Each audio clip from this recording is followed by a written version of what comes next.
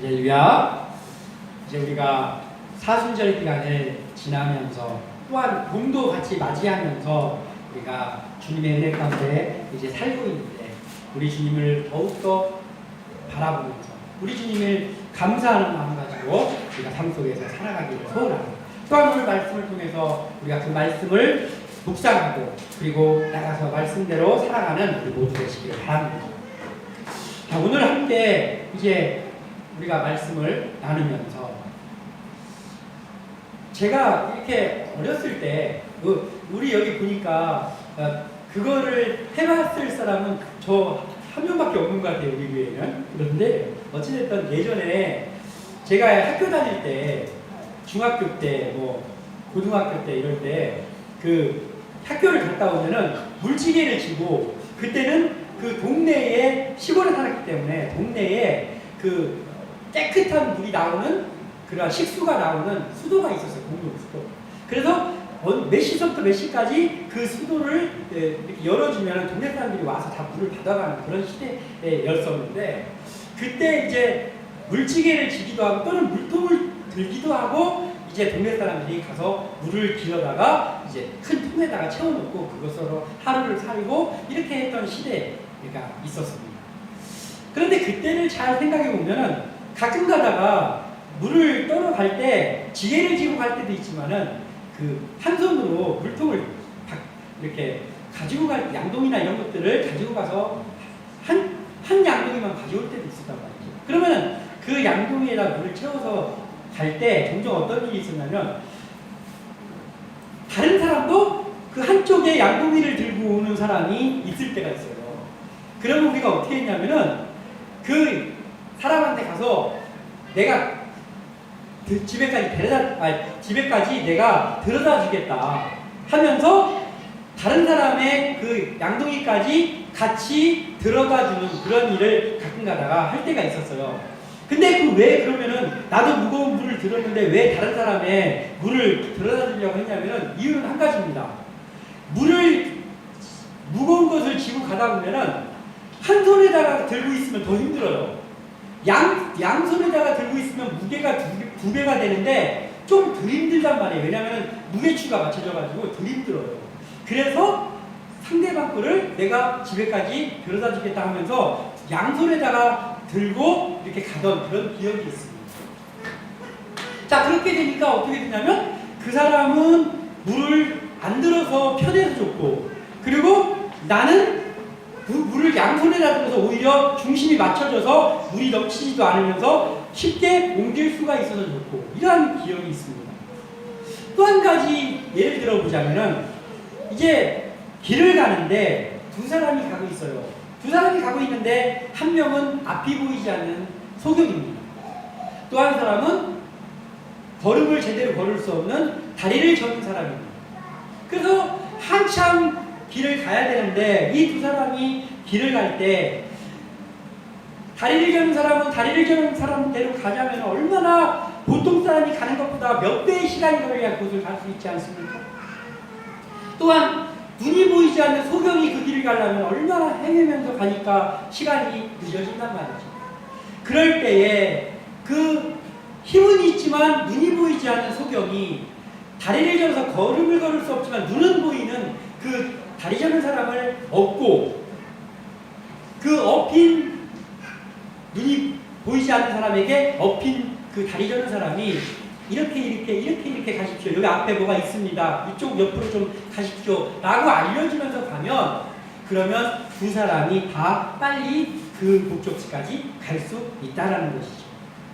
우리의 삶 속에서 이러한 서로 나누면서 함께 갈 때 훨씬 더 시너지 효과를 내면서 갈 수 있는 그러한 일들이 오늘 비단 들었던 이 두 가지 예의 모습뿐만 아니라 우리의 삶 속에서 지금도 가끔 살면서 많이 보게 됩니다. 그러니까 혼자 가는 것보다는 서로 협력해서 하는 것이 훨씬 쉬운 일들이 훨씬 더 세상 가운데 많다는 것이죠. 그러면서도 이제 내가 가야 될 길에만 신경을 쓰다 보니까 시너지 효과가 날 수 있는 서로 함께 나누어서 갈 수 있는 길이 있음에도 불구하고 혼자 아둥바둥하면서 자기의 길만을 가려고 남을 돌아보지 않으면서 살아가는 우리의 모습이 얼마나 많냐는 것이죠. 자, 우리 그리스도인들이 신앙생활을 할 때에도 마찬가지입니다. 교회에서 무슨 일을 할 때 또는 뭐 우리가 속해 있는 어떤 공동체 또는 가정에서도 마찬가지죠. 이 성도가 서로 하나가 돼서 서로 도우면서 이 기관이 이 기관을 돕고 또 이 구역이 이 구역을 도와가면서 같이 가면 서로 은혜스러우면서 서로 짐을 나눠가면서 쉽게 이제 은혜스럽게 그 일들을 해나갈 수 있다라는 그런 교회가 되기 위해서 우리가 힘쓰면서 나가지 않습니까? 그럼에도 불구하고 우리가 이렇게 함께 나누면서 가는 일들이 쉽지만은 않습니다. 왜냐하면 마음의 여유가 없고 또 그것을 할 그 생각 자체를 갖지 않고 또는 자신의 욕심 때문에 자신이 돋보이기 때문에 여러 가지의 그러한 마음들로 인해서 잘 되지 않을 때도 참 많다라는 것이죠. 오늘 우리가 본문을 살펴보면서 그러면 우리가 어떻게 해야 그리스도인으로서 합력하여 선을 이루면서 사람들과 함께 나누면서 우리 교회 이름도 그렇잖아요. 함께 나누는 교회 얼마나 좋습니까? 그래서 함께 나누는 길을 특히나 우리 교회는 더 가야 될 것 같아요. 교회 이름에 써있어요. 함께 나누는 길. 그래서 우리가 어떻게 하면 함께 나누면서 주의 길을 갈 수 있는지를 살펴보면서 이제 그 길을 함께 가는 모두 되시기를 주님의 이름으로 축원합니다. 자, 우리가 가면서 주님의 길을 가면서 그러면 어떤 면들을 참 중요시하면서 우리가 가야 될까라는 것들을 생각해 보면 먼저 우리가 생각해야 될 것이 있는데 그것은 우리가 같이 일하는 사람들 중에 일을 참 잘하는 사람들도 있지만 우리의 삶의 현장에 또는 우리의 신앙의 현장에 보면은 약한 사람들 그 일을 할 수 있는 능력이 좀 부족한 사람들 하고는 싶지만 어떻게 하는지 알지 못해서 하지 못하는 연약한 사람들이 참 많더라고요. 그래서 우리보다 약한 사람들의 그 연약함을 우리가 어떻게 해줘야 됩니까? 서로 그 짐을 같이 져주면서 갈 그러한 일들을 생각해야 된다는 것이죠. 그뿐입니까? 우리 주님께서 가장 중요시 여기는 건 사랑입니다. 사랑. 그래서 우리가 또 같이 나갈 때 남의 짐을 서로 져주면서 또 하나는 주의 사랑을 가지고 나가야 된다. 그리고 주의 사랑으로 나가야 하나가 될 수 있다 하는 것들을 생각하면서 함께 나가야 되니까라는 것들을 우리가 말씀을 보면서도 알 수 있게 됩니다. 자, 오늘 본문 6장 1절에는 형제들아 사람이 만일 무슨 범죄한 일이 드러나거든 신령한 너희는 온유한 심령으로 그러한 자를 바로잡고 너 자신을 살펴보아 너도 시험을 받을까 두려워하라. 아멘. 이렇게 기록하고 있습니다. 자, 우리가 우리의 삶의 현장 또는 신앙의 현장 또는 우리 가정 또 직장 또 이런 곳들에서 일어나는 일을 그르치는 일들이 일어날 때가 참 많이 있잖아요. 일이 잘 되기도 하지만 때에 따라서는 일을 실패하기도 하고 어떠한 일이 잘 안 되는 일들도 우리가 맞이할 때가 참 많단 말이에요. 그렇다면 그 일들을 맞이할 때 왜 그런 현상이 나타나는가? 첫 번째는 실수를 해서 그럴 때가 있잖아요. 잘 하려고 했는데 실수를 해가지고 그걸 착각했다든지 어떤 계획을 중간에 뭘 잘못 계산을 했다든지 그러한 것들 때문에 실수를 해서 일을 그르치는 경우들이 참 의외로 많이 있습니다. 또 하나는 어떻습니까? 그 누군가가 자신의 이익을 위해서 그 어떠한 일들을 그르칠 수밖에 없는 그러한 자신의 이익을 챙겼다든지 그런 경우도 있습니다. 또 하나는 무엇입니까? 능력이 부족해서 하고는 싶어. 그 일을 잘 하고는 싶어. 근데 왜 어떤 사람은 한 가지 일, 5가지, 6가지 일을 동시에 맡겨서 잘하는 사람도 있잖아요. 그런데 어떤 사람은 벌써 한 가지 일만 맡겨주고 버거워하는 사람도 있잖아요. 달란트가 다르기 때문에 다 그게 다르단 말이죠. 그래서 열심히 누구보다도 열심히 하고 있고 누구보다 잘하고 싶음에도 불구하고 능력이 부족해서 달란트가 부족해서 그 일을 하다 보니까 실수를 하게 되고 그래서 그 손해를 끼치게 되는 그런 아무튼 그 외에도 여러 가지의 상황들이 있어서 그 그 실수를 하게 되고 또 일을 그르치는 그러한 일들이 생긴다는 말이죠. 자, 오늘 1절에는 이제 그 중에서도 범죄한 일이 드러나거든 이라고 이제 소개가 되고 있는데, 어쨌든 이거에는 실수가 드러나거든 또는 능력이 부족해서 그 일을 미처 다 감당하지 못해서 손해가 발생하거든, 이렇게 다 이어서 생각할 수 있는 거죠. 그렇게 일들이 발생했을 때 그때 신령한 너희는, 자, 신령한 너희는 무엇입니까? 신령한 너희는이라는 것은 여기서 말하는 신령한 너희는 좀 더 믿음이 있는 너희들을, 좀 더 믿음의 성숙이 있는 너희들을 이라는 거예요. 그래서 믿음이 그들보다 좀 더 믿음이 있고 그들보다 좀 더 교회 생활을 많이 해본 그러한 너희들이 그 일을 바로잡으라라는 거예요. 그 일을 바로잡는데 그걸 바로잡아야 다음에 그런 일이 안 벌어지잖아요. 그걸 바로잡되 중요한 것이 있다는 것이죠. 이 중요한 것은 무엇입니까? 그 뒤에 온유한 심령으로, 이게 중요합니다. 특히나 교회에서는 이게 매우 중요한 일인 것 같습니다. 조금 더 믿음의 연조수가 있는 너희들이, 조금 더 직분을 맡아서 오래 일한 너희들이, 조금 더 믿음이 있는 너희들, 약해서 또는 순간의 유혹에 넘어가서 죄를 진 사람들을 바로잡는, 그때 바로 잡아야 되는데 그 바로 잡는 일을 할 때 가장 먼저 가지고 있어야 되는 마음이 바로 온유한 심령으로 하라라는 거예요. 온유한 심령으로. 너 이제 한 건 걸렸다고. 너 내가 이번에는 아주 그냥 창피를 그냥 줘가지고 다시는 그런 짓 못하게 내가 만들어줄 거야 라고 해서는 안 된다. 바로 잡아야 되는 건 맞습니다. 그러나 그 바로 잡을 때 방법이 중요합니다. 어떠한 방법으로 해야 된다고요? 온유한 심령으로 그러한 자를 바로잡는다. 그리고 또 하나 중요한 것을 말씀하고 있습니다. 무엇입니까? 너 자신을 살펴보아 너도 시험을 받을까 두려워하라 라는 거예요. 이게 매우 중요합니다.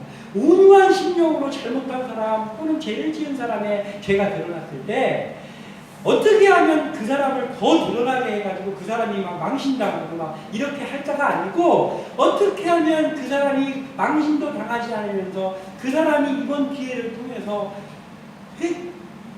잘못을 뉘우치고 그 사람이 좋은 사람으로 변할 수 있는 계기를 찾아낼 수 있을까라는 것들을 고심해야 되는 것이 우리가 해야 되는 일이라는 거예요. 왜 또 그렇습니까? 우리도 우리 자신을 그때 돌아보아야 된다. 그 어떤 사람이 죄를 졌습니다. 그랬더니 그 죄진 것만 생각을 하는 거예요. 그러면 안 된다는 것이죠. 어떻게 해야 됩니까? 그것을 생각하면서 나도 그 상황에 있으면 충분히 그러한 유혹에 빠질 수도 있겠구나. 우리는 우리 자신을 너무 잘 알지 않습니까? 죄성으로 가득 차는 우리 자신. 그러니까 나도 지금 그 기회가 안 주어져서 그런 것이지, 그러한 기회가 나에게도 주어진다면 나도 그 죄를 질 수도 있는 사람이다. 충분히 그럴 사람이다 라는 것을 생각해야 한다. 그래서 그러한 일이 있을 때 이거 한치 걸렸다가 아니고 나를 먼저 살펴보아 나도 그 시험을 받을까 두려워하고 내 마음의 옷깃을 여민다 라는 것이죠. 그럼 내 마음의 옷깃을 여미고 그 일을 대할 때 비로소 그 약함으로 인하여 죄를 지은 사람들 또는 능력의 부족으로 인해서 어떤 실수를 했던 그 사람을 감싸줄 수 있다라는 것이죠. 이것이 그리스도인의 공동체인 교회에서 또는 가정에서 그리고 우리가 속해 있는 직장이나 우리의 공동체에서 필요하다는 것. 이런 사람들이 많이 있을 때 함께 나누는 길을 더 쉽게 갈 수 있다는 거예요. 그리고 더 나가서 우리가 그 현장에서 그런 사람이 되기를 위해서 힘써야 된다는 것이죠. 자, 교회에서 이런 일이 있어요. 교회에서도 무슨 공금을 횡령했다든지 또는 어떤 문제들이 발생을 하잖아요. 해서는 안 돼. 또는 이제 어떤 집사님이 직장생활을 하는데 막 고주망태가 돼가지고 우는 모습을 봤네. 직장에서 회식해가지고 고주망태인데 우는 모습을 봤어요. 저 김 집사 해가지고 교회 가서 소문내고 놀아라는 거예요. 이래서는 안 된다라는 것이죠. 우리는 어떻게 해야 됩니까? 교회에서 그러한 누군가가 잘못을 했던 일들, 연약한 모습들, 이런 것들이 발생을 했을 때 먼저 목회자들, 그러한 것들을 바로 잡아야 되는 그 직분에 있는 사람들이 목회자들이잖아요. 근데 그 목회자들은 어떻게 해야 됩니까? 그 사람들을 바로잡을 때 관용의 자세를 가지고 접근해야 된다는 거예요. 관용의 자세는 어디에서 옵니까? 예수님의 사랑의 마음에서 옵니다. 예수님의 사랑의 마음을 가지고 성도들을 대하면 관용의 자세가 된다는 거예요. 마음에 사랑이 있기 때문에. 긍휼의 마음이 있기 때문에. 우리가 가져야 될 마음. 우리 모두가 가져야 될 마음. 그래서 그 죄진 사람을 낙인을 찍을 목적으로 혼낸다거나 하는 것이 아니라 우리가 관용의 자세를 가지고 용서할 목적으로 그들을 접근해서 어떻게 그들을 지도할까를 우리가 기도하면서 방법을 모색해야 된다는 거예요. 그래서 그 사람이 이러한 기회를 통해서 좋은 모습으로 변화될 수 있도록 이끌어주는, 그러니까 약한 사람을 이끌어주는 거죠.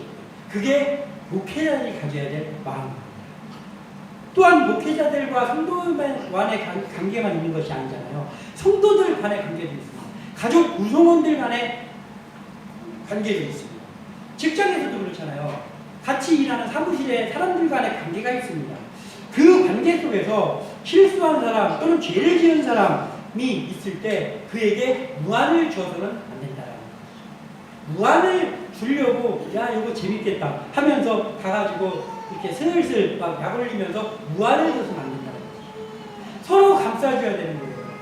그 사람이 무안할까봐 감싸주면서 어깨 다독여주면서 이번에 아유 내가 좀 더 처음부터 도와줬으면 좋았을 것을 아유 얼마나 힘들었냐, 마음이 얼마나 힘드냐 위로해줘가면서 우리 그 일 다시 한번 해봅시다.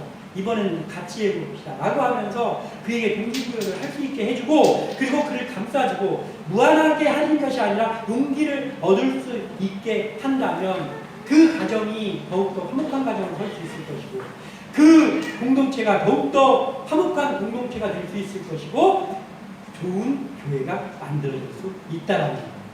그렇게 할 때 약한 사람의 짐을 서로 져주기도 하고, 그리고 또 용서하기도 하고 사람으로 하나가 되어 갈 때, 그때 그것을 오늘 본문에는 뭐라고 말씀하고 있는 2절에 너희가 짐을 서로 지라 그리하여 그리스도의 법을 성취하라. 아멘. 이렇게 기록하는 거예요. 이것이 바로 그리스도의 법을 성취하는 거라라고 기록합니다. 그리스도의 법이 무엇입니까? 그리스도의 법이 무엇입니까? 예수님께서 간단하게 두 가지로 알려주셨어요. 무엇입니까? 위로 하나님 사랑, 그리고 아래로 우리의 이웃을 우리의 몸과 같이 사랑하는 것. 이 두 가지 가장 큰 계명을 알려주셨습니다. 이것이 주님의 법입니다. 사랑하는 마음에서 짐을 지어주는 것도 나오는 것이고, 사랑하는 마음에서 용서도 나오는 것이고, 사랑하는 마음에서 남과 나누는 일도 나오는 것입니다. 그래서 우리가 이렇게 길을 걸어갈 때 그것이 바로 그리스도의 법을 성취하는 거예요. 그러면 그리스도의 법을 성취하는 그때에 바로 우리 한 사람 한 사람이 주님의 제자의 길을 걸어가는 것이 된다는 거예요. 우리가 이것을 잘 알고 우리가 나가야 된다는 거예요. 또 우리가 이것을 알면서 중요한 것이 있는데 무엇입니까? 바로 우리 자신의, 내 자신의 불완전함을 먼저 내가 인정해야 된다는 거예요. 내가 그것을 인정을 하고, 그리고 남을 돌아보기 전에 먼저 나를 먼저 돌아봐야 됩니다. 이것이 우리의 삶 속에서 너무나 중요한 일이잖아요. 오늘 본문 3절에 만일 누가 아무것도 되지 못하고 된 줄로 생각하면 스스로 속임이라. 아멘. 이렇게 말씀하고 있습니다. 자, 이게 무엇입니까? 오늘 3절에서 말씀하고 싶은 내용은 뭐냐면 자만함을 가지지 말라고 지금 권고하고 있는 거예요. 너희들은 절대 자만하지 마. 자, 된 줄로 생각한다는 말은 그것은 자만함, 자기를 확신하는 거예요. 나는 실수하지 않는다. 나는 그런 실수 범하지 않는다. 나는 그런 곳에 빠지지 않는다라고 자만하는 마음을 갖는 거예요. 그 자만함을 갖고 다른 사람의 약함이나 다른 사람의 약점만을 바라보는 것, 이것을 경계하는 말씀입니다. 자, 그러면 우리는 어떻게 해야 된다고요? 다른 사람을 생각하기 이전에 먼저 생각해야 될 것이 있는데 나도 불완전하다라는 것을 내가 내 속에서 먼저 인정해야 된다. 그리고 나를 먼저 돌아볼 수 있는 마음을 가져야 된다. 자, 그럼 자만함이라는 건 왜 나올까요? 아이, 저 사람 저걸 저렇게밖에 못하나? 하면서 그걸 지적하면서 하는 이유는 뭡니까? 자만해서라는 거예요. 자, 자만이 또 나가면 어떻게 됩니까? 교만이 됩니다. 그러니까 우리가 살다 보면 그럴 때가 많이 있습니다. 말할 때는 얼마나 겸손한 말투요. 겸손한 말투에 얼마나 논리정연하면서 이야기를 하는지 모릅니다. 그런 사람들이 많이 있지 않습니까? 그런데 그 사람의 말은 정말 온유한 말투요.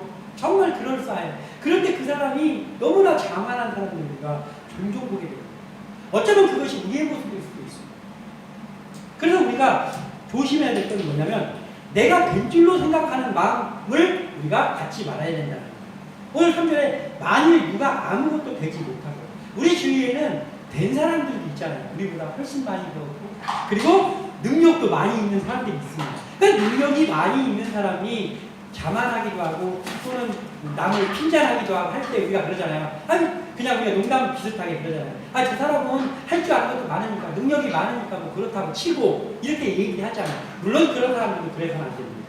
그러나 정말 뭔가가 된 사람들이 하면 그렇게라도 우리가 얘기할 수 있지만 아무것도 되지 않았는데 자기가 된 줄로 생각하면서 그렇게 한다라고 하면 그것은 자기를 스스로 속이는 거다라는 거죠. 우리의 모습을 살펴봐야 됩니다.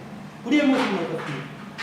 우리의 모습은 혹시 자만함으로 겉으로는 자만한 것 같지 않지만 속에는 자만이 있어서 나는 그러한 실수하지 않을 것이라는 상황 가운데 다른 사람을 바라볼 때가 없냐라는 것이죠. 우리가 우리의 모습을 먼저 바라봐야 됩니다. 만약에 그렇다면 우리가 먼저 하나님 앞에 우리의 모습을 돌아보리라. 우리의 불완전함이 얼마나 많은지를 우리가 삶 가운데서 볼 때가 있어요. 예전에 어떤 사람이 어떤 실수를 했다든지 해서 그것을 얘기한 적이 있는데 어떻게 하다 보니까 어떤 일을 하는데 나는 모든 걸 다 완벽하게 준비했다라고 하면서 막 했는데 나중에 알고 봤더니 실수할 때가 있잖아요. 그럴 때 많지 않습니까? 저도 실수할 때가 참 많습니다. 가장 비근한 예로는 우리가 이런 어떤 한글로 어떤 문서를 만들 때요. 우리가 이런 거 많이 경험하지 않습니까? 문서를 만들어서 2번, 3번을 다 봤어요. 완벽합니다. 한 글자도 틀린 데가 없습니다. 그래가지고 인쇄 딱 해가지고 자신만만하게 다 갖다 나눠줬어요. 다 나눠줬어요. 그런데 그렇게 찾았는데도 없던 문자가 다 인쇄해가지고 다 나눠주고 자신만만하게 앉아있는데 보니까 3번째 줄 2번째 글자가 틀렸네요. 할 때 있지 않습니까? 있는 정도가 아니라 너무나 많습니다. 사실 많습니다. 저도 그런 경험이 많습니다. 이것이 바로 우리 불완전함. 우리가 아무리 열심히 하고 아무리 완벽하게 준비하려고 해도 우리의 불완전함 속에서 나올 수 있는 얼마든지 나에게서 나올 수 있는 실수라는 거예요. 그것은 작은 일이지만 그보다 더 큰 일 중에서도 우리의 불완전함이 많이 발견됩니다. 다른 사람의 불완전함을 우리가 많이 볼 때가 있지 않습니까? 그렇지만 우리의 불완전함도 그에 못지않게 참 많다라는 거예요. 그런데 우리가 중요한 것이 무엇입니까? 그 불완전함이 다른 사람에서 나타날 때에는 그것을 파헤치려고 하는, 그것을 어떻게 바로잡으려고 하는 마음은 없지만 나에게서 그것이 발견됐을 때 혹시 그 순간 이게 나의 불완전함이구나 하면서 하나님 앞에 기도합니다. 하나님 아버지, 나의 이 불완전함을 또 발견하게 되네요. 하나님 아버지, 제가 이렇게 연약한 사람입니다. 그러니 성령님께서 인도하시지 않으면 제가 한 발자국이라도 뛸 수 있겠습니까? 라고 하면서 나를 돌아보는 시간을 가져야 되지 않냐라는 것이죠. 그런데 이거 사람들이 보면 안 되는데 나는 망신당하는데 하면서 그 나의 실수가 발견됐을 때 내 자신을 돌아보는 것이 아니라 그것을 어떻게 해서 들키지 않고 내가 실수한 것을 감춰야 될 텐데 라고 하면서 하지 않냐라는 거예요. 그렇게 되면 나에게 발전은 없습니다. 자, 우리의 불완전함이 드러나고 우리의 실수가 드러났을 때 매우 당황스럽고 부끄럽기도 합니다. 그것은 누구나 마찬가지죠. 그러나 그 우리에게 당혹스러움을 주는 우리의 실수가 우리의 모습을 돌아보는 계기로 삼으면 우리의 발전과 또한 우리가 더 하나님 앞에 좋은 일꾼으로 설 수 있는 계기입니다. 창피함을 잠깐 지나고 나면 우리를 돌아보는 그러한 자세로 그 일을 대한다면 우리의 발전의 계기가 됩니다.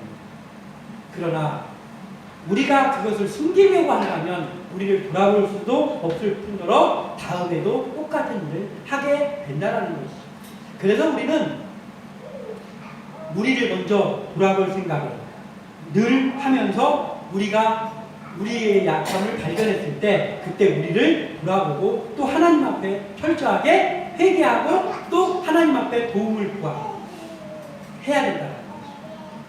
그리고 우리의 모습을 먼저 돌아볼 생각을 하는 사람이 내가 되고 나면 그때 남의 약함을 바라봤을 때 그것을 판단하는 사람으로 있는 것이 아니고 그것을 알되 그것을 좋은 방향으로 인도해 줄 수 있는 짐을 나눠지는 사람 그리고 남을 도와주는 사람으로 서 있을 수 있다는 거예요. 자, 우리가 자신의 불완전함을 깨닫지 못하면 우리의 일을 살펴보는 일보다는 남의 일을 살펴보는 데 골몰하게 돼요. 그러나 반대로 우리가 우리의 자신의 불완전함을 먼저 깨닫고 먼저 우리의 모습을 돌아보는 사람으로 서 있다면 그러면 남의 일을 돌아보면서 책 잡으려고 하는 것이 아니라 우리를 먼저 돌아보고 있기 때문에 다른 사람을 도와주려는 마음으로 그들을 바라보게 된다는 것입니다. 분별이라는 게 매우 중요합니다. 우리가 분별하지보다는 도와주지 말아야 될 사람을 도와주게 되고 참여하지 말아야 될 걸 참여하게 됩니다. 그렇기 때문에 분별은 반드시 해야 됩니다. 그리스도인이라면 그리고 남을 케어하는 일을 하고 있는 사람이라면 더 중요합니다. 분별을 하는 것과 남의 약점을 잡아내는 것은 다른 일입니다. 정확하게 옳고 그름과 선과 악을 분별해야 될 필요성이 우리에게 있단 말이죠. 우리 그리스도인. 그렇지만 우리를 먼저 돌아보는 사람이 그 분별을 한다면 그를 도와줄 목적으로 우리가 다른 사람을 바라볼 수가 있다는 거예요. 그런데 그것이 아니라면 매우 곤란한 그러한 일이 있는 것이죠. 다른 사람을 책 잡으려고 하는 것밖에 안 된다는 거죠. 그래서 우리를 먼저 돌아보는 것, 우리의 불완전함을 우리 스스로가 먼저 인정하는 이것이 우리에게 필요하다. 그것이 너무나도 필요하다는 거예요. 그래서 4절에는 각각 자기의 일을 살피라. 내 일을 먼저 살피라는 거예요. 그리하면 자랑할 것이 자기에게는 있어도 남에게는 있지 아니하니. 이게 잘 이해가 안 되는 말이잖아요. 이게 무슨 말이에요? 쉬운 말인 것 같으면 되게 이해가 안 되는 말이에요. 각각 자기의 일을 살피라. 그리하면 자랑할 것이 자기에게는 있어도 남에게는 있지 않니. 이게 무슨 말이에요? 이것은 제가 그래서 찾아보고 했습니다. 그랬더니 이 말은 자랑할 것이 자기에게는 있어도 남에게는 있지 않다는 이 말은 남과 비교해서 자신의 자랑거리를 찾는 것을 경계하고 권면하는 말씀입니다. 그러니까 우리가 겸손한 모습으로 우리를 바라보면서 남한테 자랑을 하면서 내가 뭘 잘하는 것처럼 남에게 나를 드러내려고 하지는 않지만 하나님 아버지 앞에서는 하나님 아버지 제가 선한 양심을 가지고 하나님 편에 서서 이 일을 하려고 열심히 노력했는데 이번에 좋은 결과가 났습니다. 하나님 이 일을 하게 하신 하나님 영광입니다. 감사합니다. 그러면서 하나님 앞에 내가 뿌듯한 마음을 가질 수 있잖아요. 하나님 앞에요. 조금 자랑할 건 없지만 하나님 아버지 이 일을 잘할 수 있게 해서 감사합니다. 할 수 있잖아요. 그런데 우리가 이것은 할 수 있다는 거예요. 내 자랑. 그런데 남에게서 찾는 거예요. 하나님 아버지. 하나님 아버지가 아니지. 그럼 사람한테 하는 거예요. 전에 누가 이 자리에 앉아있을 때는 이 일이 이렇게 됐어요. 내가 이 자리에 앉으니까 이 일이 이렇게 됐어요. 이러한 것을 하지 말아야 된다는 거예요. 그러니까 다른 사람에게서 내 자랑거리까지 찾아서는 안 된다는 거예요. 내가 하나님 앞에 최선을 다하고 그것으로 해서 하나님 이 일을 할 수 있도록 하신 하나님 감사합니다 하면서 자랑거리를 찾을 수 있을 때 다른 사람과 비교해서 다른 사람을 깎아내려서라도 내가 대단한 사람처럼 내 자랑거리를 거기서 찾아서는 안 된다는 그러한 경계의 말씀이잖아요. 우리의 학교에서 많이 일어나는 겁니다. 우린 이것을 경계해야 된다. 나를 돌아보는 사람이 되면 그것을 경계도 할 수 있는 사람으로 설 수 있다라는 거예요. 이것을 알면서 우리가 삶을 살아나가야 된다. 또한 이제 우리가 살펴봐야 될 것은 우리 자신에게 맡겨지는 일들이 있지 않을까? 성경에서 말한 걸로 보면 우리에게 지어진 짐이 있지 않지. 우리에게 지어진 짐, 우리의 사명. 그것에 대해서는 최선을 다해서 완수를 해야 된다라는 이것이 우리에게 필요한 거예요. 자, 5절에 각각 자기의 짐을 질 것이라. 아멘. 오늘 본문의 마지막입니다. 자, 그런데 오늘 본문을 보면 짐이라는 말에 대해서 두 가지가 나오고 있어요. 근데 이 두 가지, 짐이라는 말에 두 가지의 단어가 다른 단어를 쓰고 있습니다. 자, 5절에서 지금 각각 자기의 짐을 질 것이라 라고 할 때 이 짐이라는 단어는 포르티온이라는 단어예요. 포르티온. 이 포르티온이라는 단어. 그런데 2절에도 짐이 나오잖아요. 너희가 짐을 서로 지라 나오잖아요. 이때 나오는 이 짐이라는 단어는 바로스라는 단어예요. 바로스라는 단어. 근데 이 두 단어가 다른 단어예요. 자, 2절에 나오고 있는 남의 짐을 지라, 서로 지라, 짐을 서로 지라 할 때 이 바로스라는 그러한 단어는 남의 짐을 지어줘. 나보다 연약한 사람의 좀 역할을 덜어서 네가 좀 해줘라. 남의 짐을 좀 져줘라 할 때의 의미의 그 단어입니다. 이 바로스라는 단어입니다. 그런데 5절에 각각 자기의 짐을 질 것이라 할 때의 이 짐을 나타내고 있는 포르티온이라는 단어는 남과는 상관이 없는 단어예요. 남을 도와줘라 뭐 이런 차원의 단어가 아니고 자신만의 죄, 자신만의 짐 또는 자신만의 연약함의 짐 이런 것들을 네가 완수해라. 너의 짐을 네가 스스로 져라 라는 의미의 단어예요. 포르티온. 자, 그래서 우리가 5절에 있는 이 포르티온, 너의 짐을 네가 스스로 져라. 이 일을 우리가 해야 된다는 거예요. 자, 교회에서 직분을 맡습니다. 각자의 직분이 있잖아요. 그 직분이 왜 있습니까? 그냥 직분 없이 해도 될 텐데 왜 직분을 왜 만들었습니까? 성경에 있을 때부터도 장로도 있었고 집사를 세웠잖아요. 직분이 있었어요. 그 시대에도. 직분을 왜 세웁니까? 자랑하라고 직분 세웁니까? 차등을 먹여서 군대처럼 하라고 합니까? 그게 아니에요. 직분을, 교회의 직분을 준 이유는 단 한 가지입니다. 거기 그 일을 감당할 수 있는 그러한 신앙의 일을 그 사람이 감당할 수 있는 일을 맡아서 그 일을 하라고 직분이 있는 거예요. 그러니까 장로를 오래됐고 하니까 세운 게 아니고 그 장로가 해야 될 직분들이 있잖아요. 그 직분을 능히 감당할 수 있는 그 정도가 이제 됐다라고 생각하기 때문에 장로를 세우는 거예요. 권사, 집사 다 마찬가지입니다. 그렇기 때문에 맡고 거기에 세워진 사람이면 그러면 능히 그 일을 자기 스스로 감당을 해야 된다는 거예요. 교회에서 장로가 장로로서 해야 될 일을 감당하지 못해. 그럼 누구의 짐을 대신 져줄 수 있습니까? 아무것도 못하죠. 자기의 일도 완수하지 못하고. 권사, 집사가 자기가 해야 될 일들도 감당하고 있지 못하다면 평신도들을 어떻게 세워줍니까? 새로운 새신자들을 어떻게 감당하냐고. 아무것도 못한다는 것이죠. 그래서 먼저 세워진 자들은 그 자기의 것들을 감당할 이 사명을 최선을 다해서 감당할 자세를 가지고 있어야 됩니다. 그뿐만 아니라 내 일을 내가 감당하면 물론이거니와 약한 다른 사람의 짐을 져줄 생각까지 같이 하고 있어야 된다는 거예요. 자, 우리에게 맡겨진 일을 할 때 그러면 왜 나에게 맡겨진 일을 내가 스스로 최선을 다해서 완수해야 되냐면 이런 거예요. 자, 우리 각자에게 교회에서도 그렇고 집에서도 그렇고 또 우리 공동체에서도 맡겨진 일들이 있잖아요. 나에게 맡겨진 일들. 그런데 그 일을 내가 감당하지 못하면 어떠한 일이 발생합니까?